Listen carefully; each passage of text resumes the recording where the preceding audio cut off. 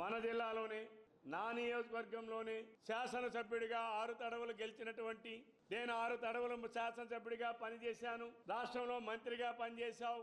ఈ రాష్ట్రంలో అత్యున్నతమైనటువంటి స్పీకర్ స్థానంలో ఉన్నావు. స్పీకర్గా బాధ్యతలు స్వీకరించారు. కానీ మీరు చేసినటువంటి దారుణం, ఒక బ్రతికున్నటువంటి ఒక మనిషిని, సజీవంగా ఉన్నటువంటి ఒక మనిషిని మీరు కాగితాల మీద మర్డర్ చేసి, మీరే హత్య చేసి కాగితాల పైన రాజ్యాంగం ఇచ్చినటువంటి జీవించేటటువంటి హక్కుని ఏదైతే ఉందో, మరణించే హక్కు కూడా ఇచ్చిందో, ఆ జీవించే హక్కుని మరణించే హక్కుని నువ్వే కాగితాల మీద మర్డర్ చేసి, వారికి ఏదైతే జీవించే హక్కులో ఉండేటటువంటి వారసత్వాలుగా వచ్చేటటువంటి ఆస్తులు ఏవైతే ఉన్నాయో, ఆస్తులకి రక్షణగా ఉండాల్సినటువంటి ఒక ప్రజాస్వామ్యంలో ఉన్నటువంటి ఒక ప్రజాప్రతినిధిగా, అంతకన్నా ఒక అడుగు ముందుకేస్తే ఒక స్పీకర్గా, ఈ రాష్ట్రంలో రాజ్యాంగాన్ని కాపాడవలసినటువంటి బాధ్యత కలిగినటువంటి ఒక వ్యక్తిగా, రాజ్యాంగంలో ఉన్నటువంటి ప్రాథమిక సూత్రాలని ఈరోజు నువ్వు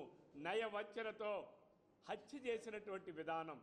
ఈ శ్రీకాకుళం జిల్లాలో తమ్మినేని సీతారాం మనం చూస్తే 2019-24 మధ్యన ఏ వేదిక చూసినా, అసెంబ్లీ సాక్షిగా అసెంబ్లీలో చూస్తే గంటల తరబడి ఉపన్యాసాలు, ఒకదంపుడు ఉపన్యాసాలు ఇచ్చావు. నీతుల కోసం మాట్లాడావు, నీతి కోసం మాట్లాడావు, నిజాయితీల కోసం మాట్లాడావు. ప్రతిపక్ష నాయకుడిని, ఒక శాసనసభలో స్పీకర్గా ఉన్నటువంటి వ్యక్తిని, ఒక ప్రతిపక్ష నాయకుడిని కూడా గౌరవించలేని అమర్యాదగా ప్రవర్తించావు. ప్రతిపక్ష పార్టీని పురుగు కన్నా హీనంగా చూశావు.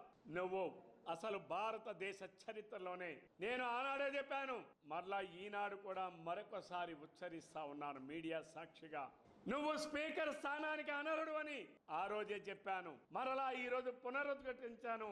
నువ్వు స్పీకర్ స్థానాన్ని కలంకితం చేశావు, స్పీకర్ స్థానానికి అపవిత్రం చేశావు, స్పీకర్ స్థానాన్ని కించపరిచావు.